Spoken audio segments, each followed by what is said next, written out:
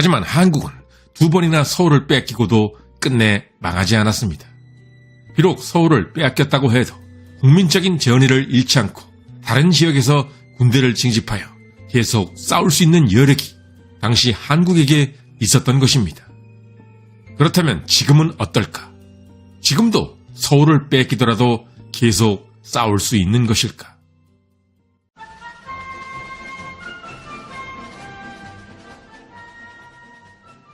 (1950년 6월 28일) 새벽, 국군은 서울 한강 인도교를 폭파시켰습니다. 아직 다리를 건너지 못한 군인들과 민간인들이 많았음에도 국군 지휘부는 왜 급하게 다리를 폭파했을까? 그것은 서울에 들어온 2대의 북한 T-34-85 전차 때문.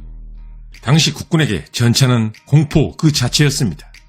이 보이지 않는 공포가 국군 지휘부의 판단을 마비시켰고 결국 비극적인 한강교 폭파로 이어졌던 것입니다.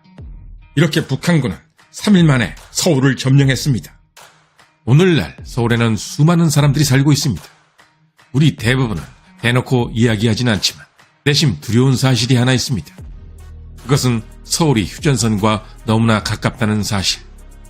1970년대 서울은 눈부신 경제 성장 속에 하루하루 화려해지고 있었습니다. 하지만 당시 대통령이었던 박정희는 서울의 전략적 위험성을 잘 알고 있었습니다. 박정희 대통령은 지도를 펼쳐놓고 한숨을 내쉬곤 했습니다. 휴전선에서 고작 40km. 전쟁이 터지면 서울은 적 지상포화의 사정거리 안에 들어간다. 박정희 대통령이 이런 걱정을 한 것엔 나름의 이유가 있었습니다. 세계적으로 봐도 한 나라의 수도가 비행기의 공습도 아니고 지상군의 야포 사정거리에 들어가 있는 경우는 매우 희귀한 경우, 한 나라의 수도가 적 지상군의 사거리 안에 있다는 것은 전쟁 발발과 동시에 수도가 전쟁터로 변한다는 의미. 박정희 정부에서 행정수도 이전 계획 등이 나온 것은 바로 이런 이유 때문이었습니다. 만약 그렇다면 왜 한국은 수도를 옮기지 않았을까? 6.25 전쟁을 거치며 서울은 한국에게 더욱 중요해졌습니다. 오늘날 서울은 단순한 도시가 아닙니다. 대한민국의 역사와 정치, 경제, 그리고 국가적인 상징성, 이 모든 것이 집중된 곳이 서울입니다. 이토록 특별한 서울을 버리고 다른 곳으로 수도를 옮긴다는 것은 결코 쉽지 않은 일이었습니다. 그런데 우리에겐 서울에 얽힌 뼈아픈 기억이 있습니다. 6.25 전쟁에서 수도인 서울을 2번이나 뺏긴 적이 있다는 사실. 서울이 워낙 전선과 가까웠던 관계로 아군이 밀리는 상황이 되면 너무나 쉽게 서울을 내줄 수밖에 없었던 쓰라린 경험을 한 번도 아니고 2번이나 했던 것입니다. 하지만 한국은 2번이나 서울을 뺏기고도 끝내 망하지 않았습니다. 비록 서울을 빼앗겼다고 해도 국민적인 전의를 잃지 않고 다른 지역에서 군대를 징집하여 계속 싸울 수 있는 여력이 당시 한국에게 있었던 것입니다. 그렇다면 지금은 어떨까? 지금도 서울을 뺏기더라도 계속 싸울 수 있는 것일까? 지금도 서울은 여전히 휴전선과 매우 가까운 거리에 있습니다. 자동차로 이동하면 1시간 남짓. 이는 다른 나라들의 수도와 비교해보면 상당히 불리한 위치입니다. 북한 또한 한국의 이런 약점을 잘 알고 있기에 오랫동안 서울을 겨냥한 군사 전략을 발전시켜왔습니다. 특히 가장 많이 언급되는 것이 장사정포 전략. 북한군은 서울을 타격할 수 있는 장사정포를 집중 배치해왔습니다. 따라서 전쟁이 시작되면 서울은 초기부터 최전방 전쟁터가 되는 상황. 이런 상황에서 문제는 민간인들입니다. 서울에는 너무나 많은 민간인들이 살고 있습니다. 전쟁이 시작되자마자 민간인 거주 지역이 교전 지역으로 바뀐다면 서울은 말 그대로 지옥과 같은 아비규환에 빠질 가능성이 높습니다. 게다가 더 치명적인 문제가 있습니다. 6.25 전쟁 당시만 해도 서울은 지금처럼 대한민국의 모든 것이 집중된 도시는 아니었습니다. 반면 지금의 서울은 정부기관, 대기업 본사, 금융 시스템, 언론, 가장 비싼 부동산과 수많은 일자리, 대한민국이라는 국가의 핵심 기능 대부분이 사실상 서울에 집중되어 있습니다. 따라서 전쟁 초반부터 서울이 혼란에 빠진다면 단순히 서울이라는 하나의 도시뿐 아니라 대한민국 전체가 혼란에 빠지게 될 것입니다. 북한군 입장에선 전쟁 초반부터 서울만 집중적으로 때린다면 대한민국이라는 나라 전체를 혼란에 빠뜨릴 수 있다는 의미이기도 합니다. 출근 시간의 지하철, 아파트 단지, 수많은 학교와 병원, 거대한 교통망, 인터넷과 통신망, 이런 모든 것이 서울에 집중되어 있습니다. 이런 곳을 혼란에 빠뜨리는 것은 포탄만이 할 수 있는 건 아닙니다.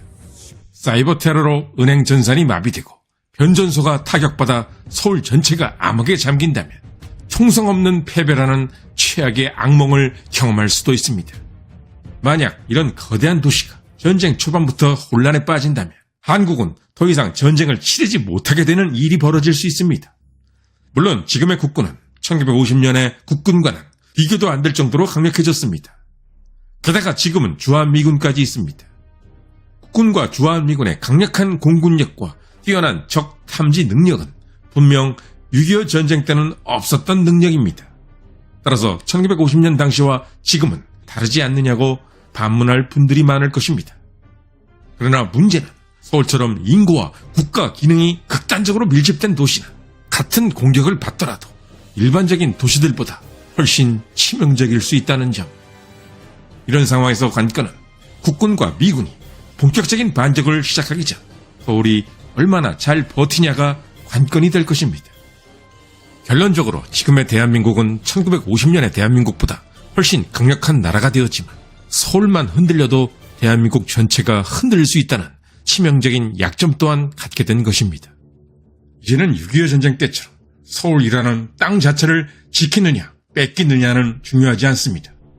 지금 정말 중요한 것은 북한군에게 선제 공격을 당하더라도 서울의 도시 기능이 얼마나 잘 유지될 수 있는가가 관건이 될 것입니다. 그래서 결론은 지금은 6.25 전쟁 때보다 오히려 서울을 지켜내야 할 필요성이 훨씬 커졌다는 사실입니다. 성공하고 싶은 사람들이 가장 살고 싶은 도시, 그래서 가장 많은 사람들이 살아가는 도시, 그리고 대한민국이라는 국가 자체를 움직이는 거대한 심장과도 같은 도시. 그런데 이런 서울이 극심한 혼란에 빠진다면 나라 전체가 위험에 빠질 수도 있다는 사실. 지금의 대한민국은 1950년의 대한민국처럼 서울을 잃어도 계속해서 싸울 수 있는 국가가 아닌 것입니다. 그리고 바로 이것이 현재의 한국의 안보가 가진 가장 큰 딜레마입니다. 서울은 대한민국의 심장이지만 동시에 너무나 최전선과 가까운 도시라는 사실. 그리고 이런 서울이라는 심장을 안고 싸워야 하는 국군.